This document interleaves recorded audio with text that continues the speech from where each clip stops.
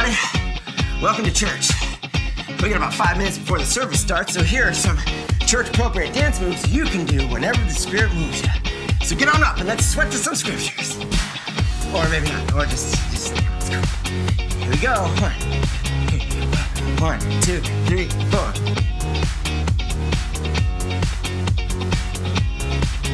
Make sure it's on the face. See it on the face. Yeah. Bring it together. Here we go.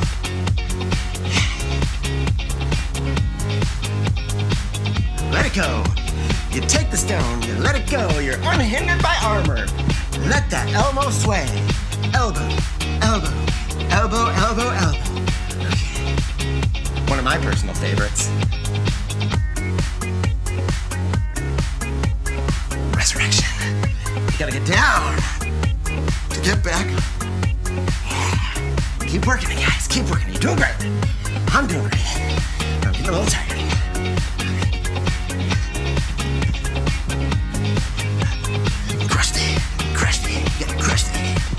We gotta stomp hard, stomp hard, stomp hard. You're crushing it, crushing it, crushing it. Yeah.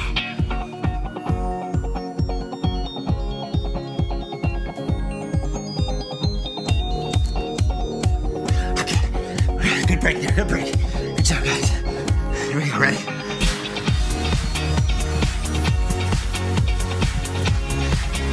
Get that whip going.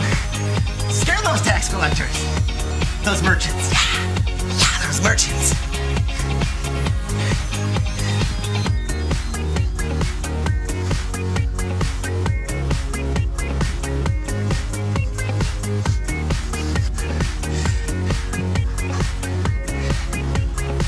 Make sure you look afraid. And this is salt. You look back and salt, salt, salt. Salt, salt, salt, salt, salt, salt, salt, salt. Oh boy, I think I'm getting you. You're doing great, everybody. Almost. Okay, I can do all things through Christ who strengthens me. 2 minutes, 30 seconds left. Here we go. Pull it together. 1, 2, 3, 4.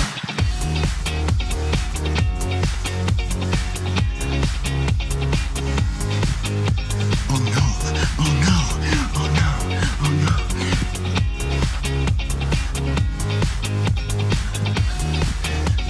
Wrestle with God, wrestle with God, wrestle.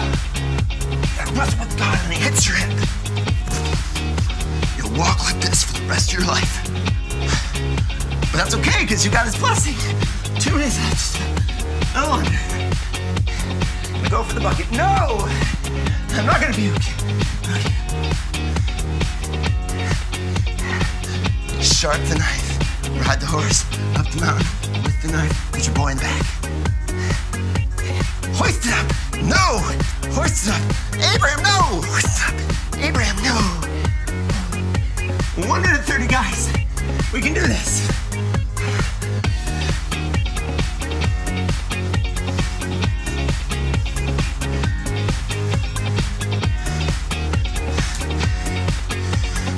Okay, this one's important. The meekness is important. All right, 1 minute, guys. We're doing great. Keep it meek, but then watch this. This is not meek. Coming at the end with swords. Swords. Come down the enemy. Flame them dead. Flame them dead. Flame them dead. Whew. Whew. Yeah, there. You do it. This one's important too. We're sowing the seeds. Here we go. Sowing it. Make sure you hit that fertile ground. Stay away from the grass.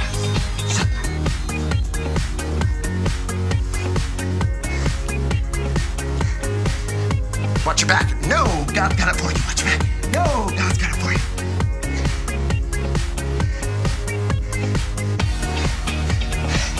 I don't know how much more I can do this. You're gonna have to take it for me. On the last push. Literally.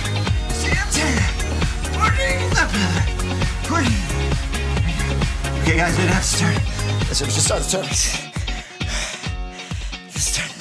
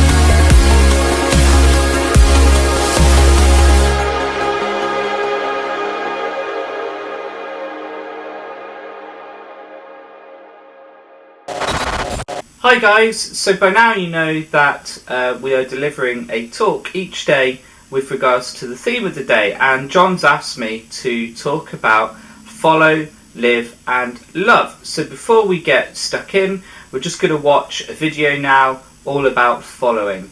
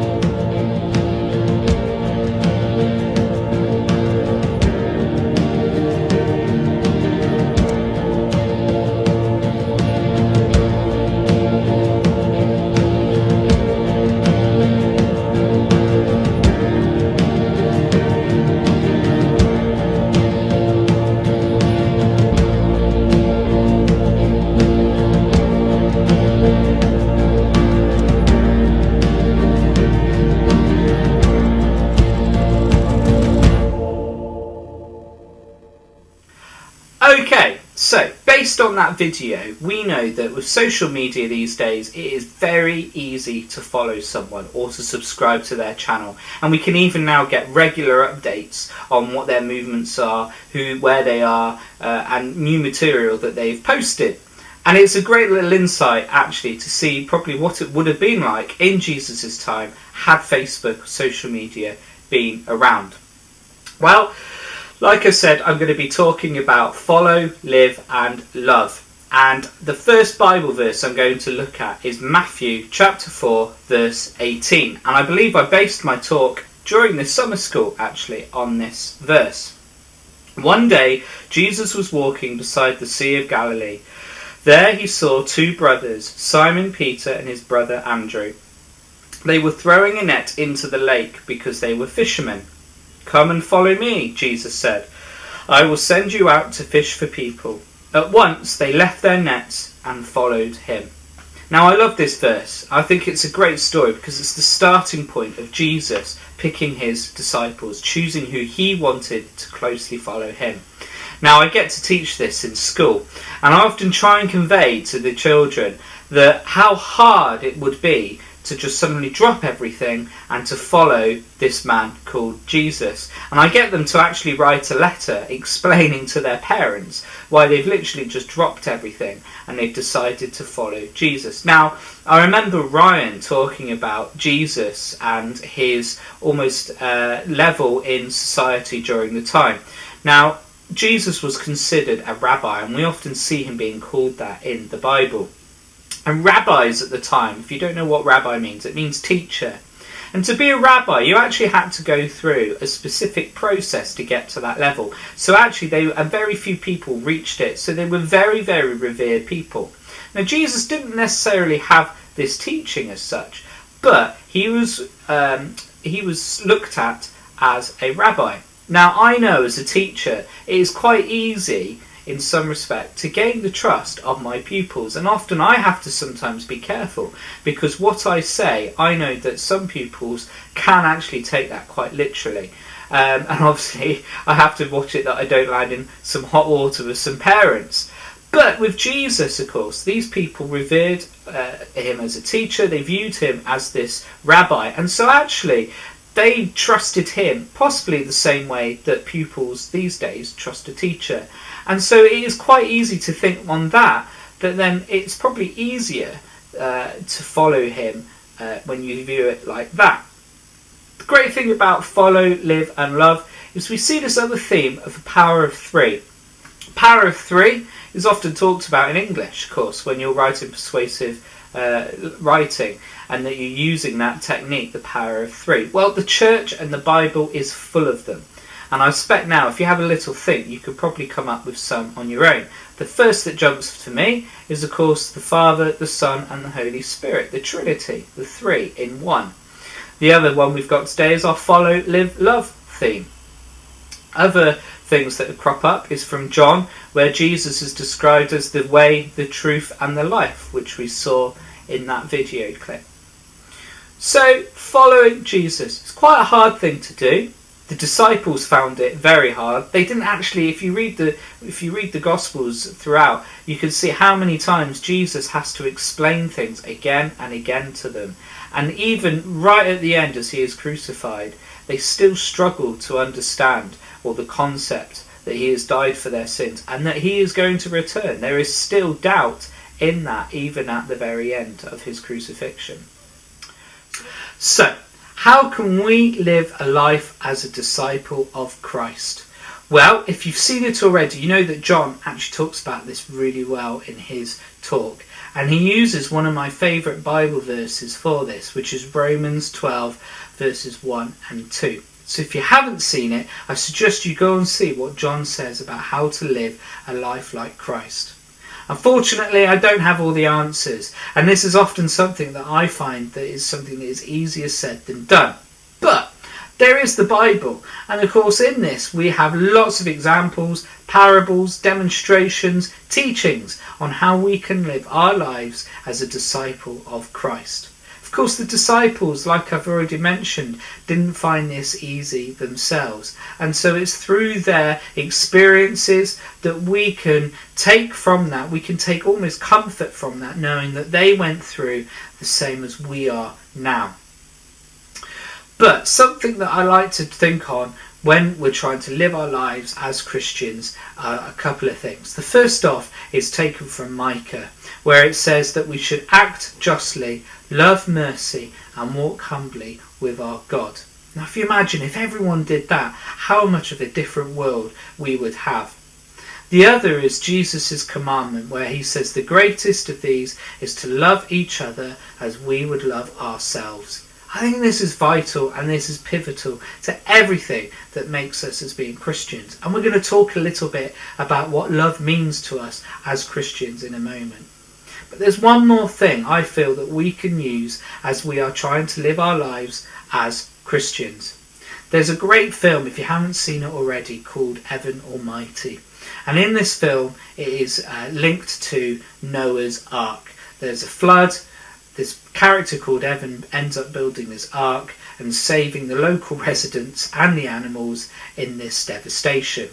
And right at the end, God comes down to Evan and explains to him what ARK stands for. And that is that it is an act of random kindness. That every day, if we can show an act of random kindness, and bearing in mind we don't boast about it because Jesus also talks about this secret giving.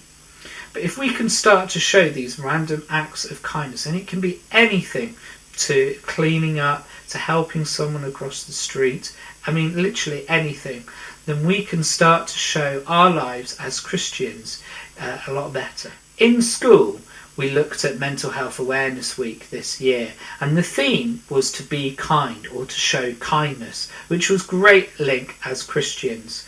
And I used the Good Samaritan story because, again, it links back to what Jesus was trying to teach his disciples and those around him. And that is what we got from Micah, which was that we should try to act justly, to love mercy, and to walk humbly.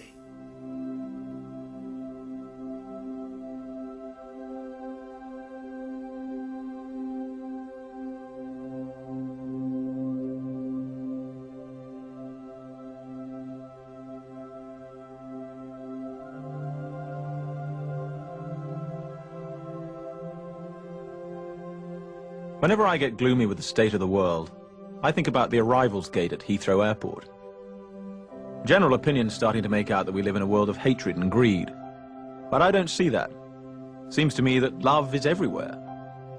Often it's not particularly dignified or newsworthy, but it's always there.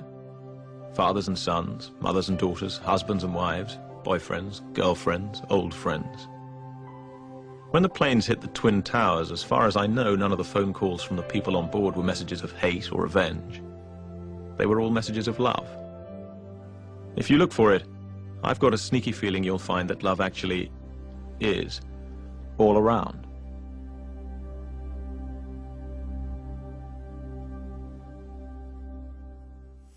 (1 John chapter 4 verse 19 says that we love because he first loved us.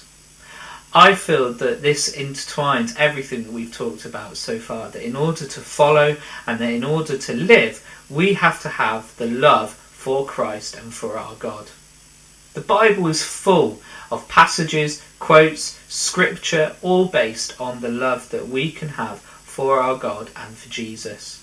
Jesus himself, as I've already mentioned, tells us that the greatest commandment is for us to love others as we love ourselves. Of course, love can mean lots of different things, and in fact the ancient Greeks tried to define it into 8 ways. The love that I'm thinking of is what was called agape. This was a love that comes from God. It was a divine type of love, and therefore it was unconditional. It was unfaltering because of this divine nature. We see this with Jesus and Simon Peter. Now, I've already mentioned about this power of 3. Well, we know that Peter denied Jesus 3 times as he was being questioned at the palace. Now we see it the other way round. We see that Jesus is asking Peter, does he love him? And Peter says unfalteringly, yes, 3 times. And that is when Jesus gives him the task of setting up his church to be the leader of us on this earth. And we know that it was Peter who then went off to Rome and founded what we now know as the Catholic Church. So I just want to leave this talk now with a final quote, and you're going to see a video of this in a moment, and that's from Corinthians chapter 13, starting at verse 4, and it's Paul's way of describing what love is. Now think about what we've just talked about. We've talked about how we can follow and how we can live, and that I said at the start that love is the thing that binds these things together. So just think on that as we read this. This is from verse 4. Love is patient. Love is kind. It does not want what belongs to others. It does not brag. It is not proud. It does not dishonour other people. It does not look out for its own interests. It does not easily become angry. It does not keep track of other people's wrongs.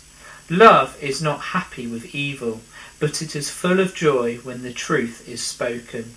It always protects, it always trusts, it always hopes, it never gives up. And the start of verse 8 says, love never fails.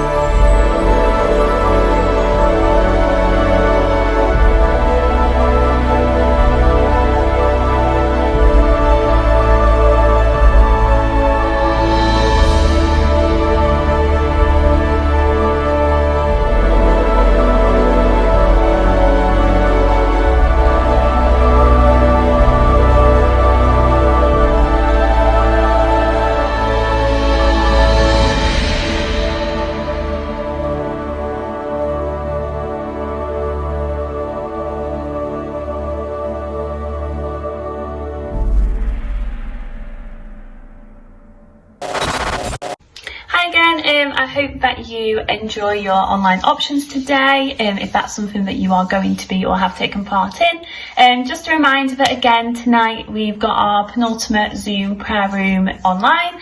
It'd be really great to see you on there. Maybe you've been coming throughout the week, maybe you've not joined us yet. You're more than welcome to join us. It's very chilled environment, so we're going to have again 5 minutes of a short prayer time led by a staff member, and then that opportunity for you to chat with people your own age. It's so important for you to be able to chat and pray with them about what's going on in your life.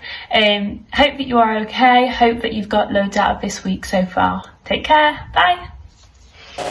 It's time to worship again, and this one's one of my personal favourite songs. I'm sure many of you will know it, but it's a beautiful song called Living Hope. So please join in if you can and enjoy.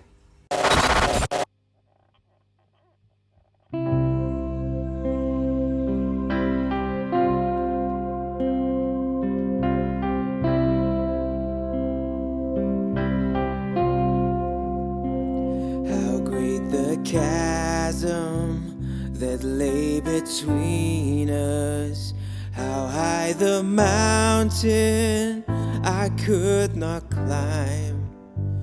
In desperation I turned to heaven and spoke your name into the night. Then through the darkness, your loving kindness tore through the shadows of my soul. The work is finished, the end is written. Jesus Christ, my living hope. Who could imagine so great a mercy? What heart could fathom such boundless grace? The God of ages stepped down from glory to wear my sin and bear my shame. The cross has spoken, I am forgiven. The King of Kings calls me his own. Beautiful Savior, I'm yours forever. Jesus Christ, my living hope. Hallelujah, praise the one who set me free. Hallelujah, death has lost its grip on me. You have broken every chain. There's salvation in your name, Jesus Christ, my living hope.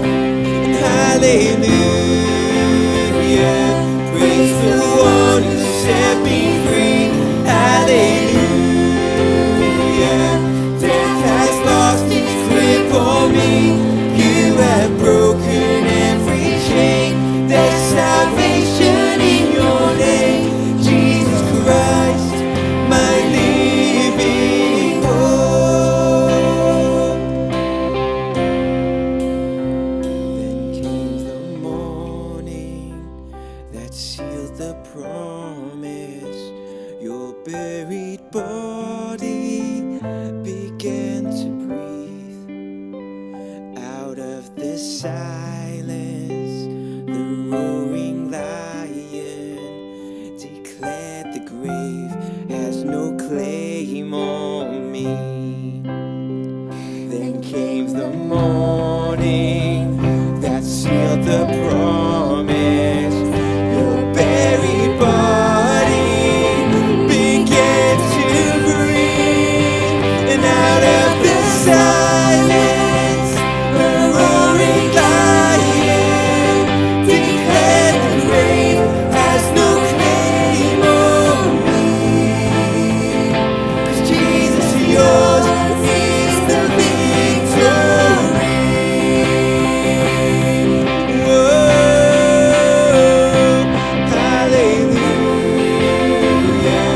praise the one who set me free. Hallelujah,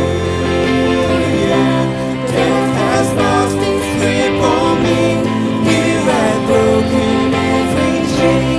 There's salvation in your name, Jesus Christ, my living hope. Hallelujah, praise the one who set me free. Hallelujah, death has lost its grip on me. You have broken every chain. There's salvation in your name, Jesus Christ, my living hope. Jesus Christ, my living hope.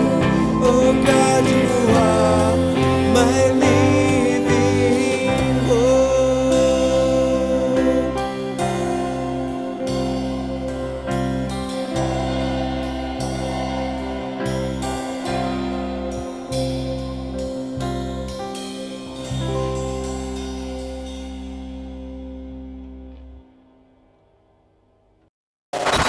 Hello, everyone, and thank you for listening, and thank you, Alistair, for the message that you shared with us this morning. I invite you all again to join us at 2 o'clock for some Bible study, and we have something special tonight. So at 6 o'clock tonight, we're all going to gather on Zoom, and we have some options.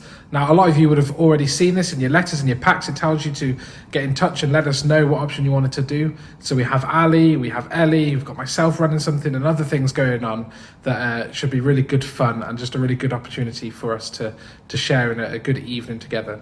So join us on the same Zoom link as yesterday, and we will explain all when you get there and how it's going to work. So thanks again, guys. I'll see you later. Okay, so love is a pretty powerful thing. It defines us and changes us. Love is what moves us and gives us purpose. It's our faith in action and our salvation lived out loud. Love is what God gives us and asks us to give away. It's meant to be shared with everyone, everywhere. Love is our calling and our mission. Love is why Jesus went to the cross and why the grave couldn't hold him. Love is who God is. It's his character, his core, his heart. See what I mean? Love is a powerful thing.